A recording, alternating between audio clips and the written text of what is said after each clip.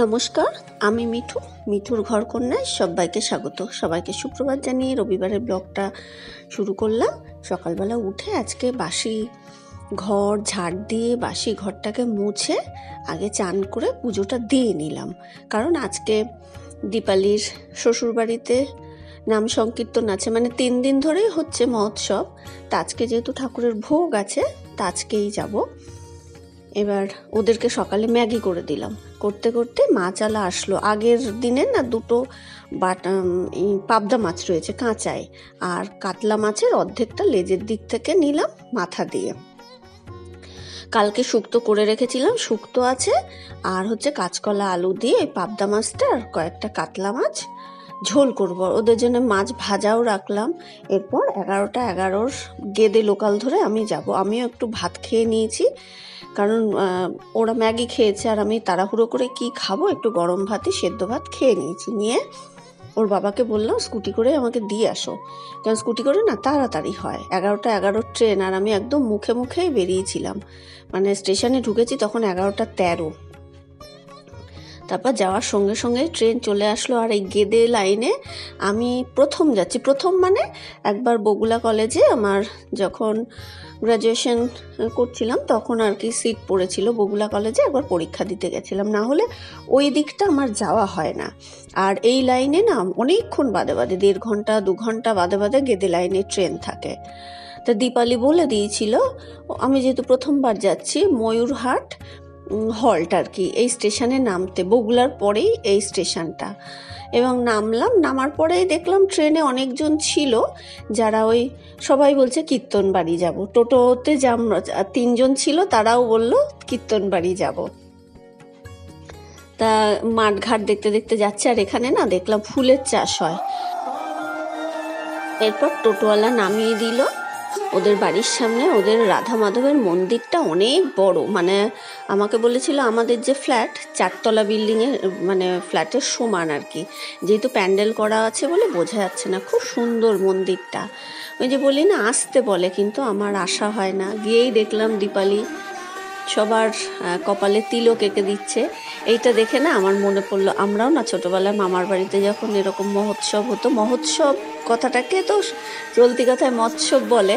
ওই যে দীপালি সেজে গুজে সবার কপালে তিলক দিচ্ছে, মৎসব বলতাম আর কি। গ্রামের লোকেরা কিন্তু এখনো মৎসবই বলে। তা আমরাও না ওইভাবে সবার কপালে তিলক দিতাম, বেশ মজা লাগতো। এরপর গিয়েই দেখলাম আমাদের স্কুলের এক বান্ধবীর সঙ্গে দেখা। ও 11-12 আমার সাথে পড়েছিল, অন্য স্কুল থেকে এসছিল। ও কল্যাণীতেই থাকে, আমি একবার দুবার দেখেছি কিন্তু কোনোদিন কথা হয়নি। ট্রেনে এক ঝলক দেখেছি। আর দীপালির 2 ছেলের সঙ্গে ওর 2 মেয়ে পড়ে। তা দেখে ভালো লাগলো, কথা বললাম, মানে সেই স্কুলে কথা বলতাম আর এই এতদিন পরে দেখা হলো। তো আমরা অনেক গল্প টল্প করছিলাম, বাচ্চাদের গল্পই বেশি। তারপর গিয়ে দেখো সব আয়োজন চলছে। ভোগের দিন ওদের বাড়িতে 1500 থেকে 1600 লোক খায়। 3 দিন ধরে হচ্ছে। শুক্রবার থেকে ভাগবত পাঠ হচ্ছে, শনিবারে সারাদিন কীর্তন হয়েছে, আর আজকে রবিবারে ভোগে। বললো ভোগের দিন অনেক হয়, অন্য দিন এত লোক হয় না। এবার দেখো কত আয়োজন। এগুলো কিন্তু সব গ্রামের লোকেরাই করে, কাজকর্ম, রান্না বাড়ি। মানে গ্রামে না এই জিনিসটা আছে, একটা কাজ হলে না তোমার 10 জন এগিয়ে আসবে, যেটা শহরের দিকে অতটা হয় না। আছে শহরের দিকের মানুষও আছে, মিলেমিশে করে, কিন্তু গ্রামের মানুষেরা বেশি করে। আর আমার তো খোলামেলা জায়গা ভীষণ ভালো লাগে। অনেকটা জায়গা জুড়ে ওদের বাড়ি। তারপর ওদের ঘরটরও ঘুরে দেখলাম। ঘরটর তো তালা দেওয়াই থাকে। তা আমি হচ্ছে ওই ভূতের বাসা হয়, বলে হ্যাঁ ওই ভূতের বাসা হয়, এসে আমরা পরিষ্কার করি। তা এতটা খোলামেলা জায়গা দেখে আমারও ভাল লাগলো। আর ওর নাম হচ্ছে ঝর্ণা, ওরও ভাল লাগলো। বলছে দেখো কতটা জায়গা জুড়ে। আর এই মূর্তি 2 জন হচ্ছে দীপালির শ্বশুর শাশুড়ির মূর্তি বানিয়েছে ওর হাজবেন্ড। আর মন্দিরটা করেছে 3 বছর সময় লেগেছে। পরে এক সময় আমি মন্দিরটা দেখাবো, এত সুন্দর, কত বড়। মানে ওই এলাকার মধ্যে এইটাই বড় মন্দির, মানে সবাই মন্দির বাড়ি বললেই চেনে। তা ওটাই আমি মনে মনে বসে কীর্তন দেখছিলাম আর ভাবছিলাম যে দেখো পয়সা রোজগার কিন্তু সবাই করে, কম বেশি সবাই করে, কিন্তু কজন মানুষের ভাগ্য হয় বা সাহস হয় এই যে 3 দিন ধরে এতগুলো মানুষকে খাওয়ানো আর কি। এটাও কিন্তু একটা কি বলবো ঈশ্বরের আশীর্বাদ।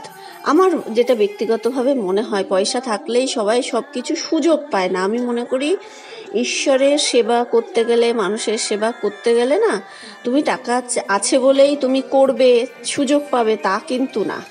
সেটার জন্যেও ঈশ্বরের আশীর্বাদের দরকার পড়ে। তা আমার খুব ভালো লাগলো জানো তো, এই জিনিসগুলো না আমি ভীষণ ভালোবাসি। তা ভগবান আমায় সেই সুযোগ দেয়নি। তা ওটাই দেখলাম যে দীপালির হাজবেন্ড, তো দাদা তো খুব ভালো মানুষ, উনি করছেন। এরপর আস্তে আস্তে লোক বাড়ছিল, মানে প্রথম দিকটা একটু ফাঁকা ছিল, তারপর মানে যেহেতু ফাঁকা ফাঁকা বসেছিল, পেছনের লোকজন এসে দাঁড়িয়েছিল, সবাই আবার গায়ে গায়ে বলল এগিয়ে যেতে, সবাই আবার এগিয়ে গিয়ে বসছিল, ভালো লাগছিল জানো তো। আর কীর্তনের এখন আমার ইদানিং খুব ভালো লাগে কীর্তন।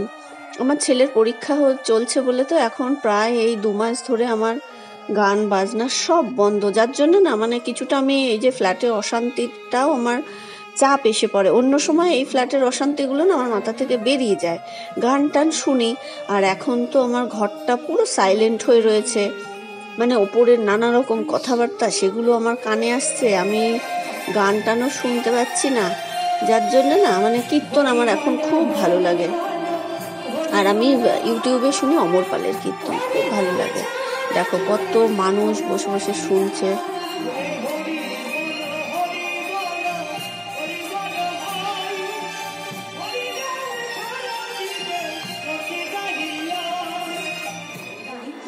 এরপর আমি না বাবু হয়ে বসেছিলাম তো অনেকক্ষণ, ডান পাটা খুব ব্যথা করছিল। তারপর উঠে দীপালির পাশে আসলাম, মানে এই যে মন্দিরের সিঁড়িতেই আমরা বসেছিলাম।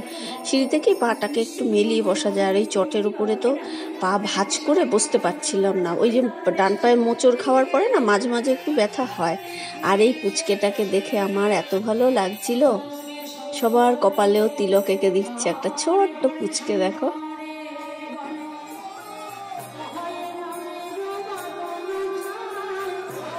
কত মানুষ, দেখো পিছনে।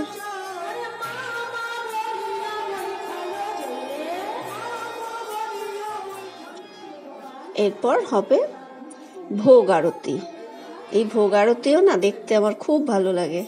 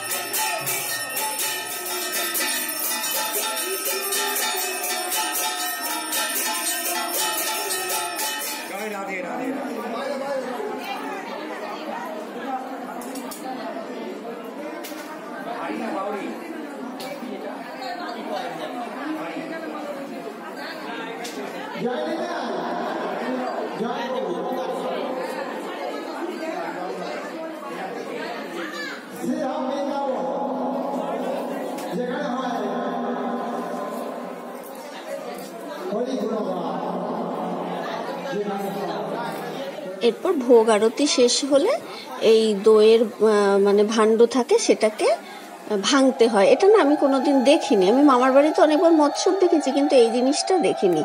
মানে যেদিন থেকে শুরু হয় নাম কীর্তন সেদিন থেকেই দইয়ের ভাণ্ডটা থাকে, যেদিনকে শেষ হয় সেদিনকে এটাকে ভাঙতে হয়।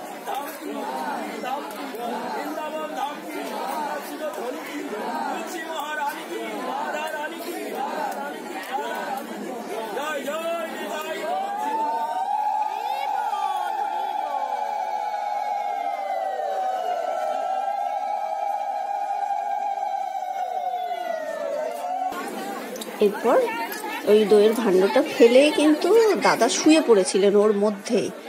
তা ওইটা না আমার আর তোলা হয়নি, মানে পজ করে রেখেছিলাম, ফট করে আর তোলা হয়নি। এরপর ওই জায়গাটাকে পরিষ্কার করে দেখো বসে পড়েছে, প্রথম ব্যাচ বসলো এবং খেতে বসার পরে প্রত্যেকের সামনে দিয়ে ধুনো প্রদীপ দিয়ে উলু দিতে দিতে ঘুরিয়ে দিল। মানে এটা নিয়ম, এগুলো প্রথম দেখছি, ভালো লাগছে বেশ, কত নিয়ম আছে বলো তো। এর পরের ব্যাচে আমরা বসলাম, আমার পাশে কল্যাণী থেকে মানে দীপালিদের অনেক আত্মীয় স্বজন গেছিলেন, তাদের সঙ্গে বসলাম। অনেক কিছু ছিল, 2 রকম ডাল, একটা পাঁচমিশালি তরকারি, লাউ ঘন্ট, সয়াবিন আলুর তরকারি, সবার পাতে ছিঁড়ে ছিঁড়ে লুচি, পায়েস, চাটনি, অনেক কিছু ছিল। আর এই ব্যাচটা সন্ধ্যের পরে, এটা হচ্ছে 6 নম্বর ব্যাচ। প্রত্যেকবার কিন্তু এতগুলো করে লোক বসেছে, আমার দেখতে খুব ভালো লাগছিল। তারপরে আমরা 6:50-এর ট্রেন ধরে বাড়ি চলে আসলাম। তাহলে আজকের মতো ভিডিওটা এখানেই শেষ করছি। কেমন লাগলো প্লিজ একটু কমেন্ট করে জানিও। ভালো লাগলে ভিডিওটা লাইক করে আমার চ্যানেলটা সাবস্ক্রাইব করে দিও। যারা লাইক কমেন্ট সাবস্ক্রাইব করছো সবাইকে অসংখ্য ধন্যবাদ। খুব ভালো থেকো, সুস্থ থেকো, রাধে রাধে।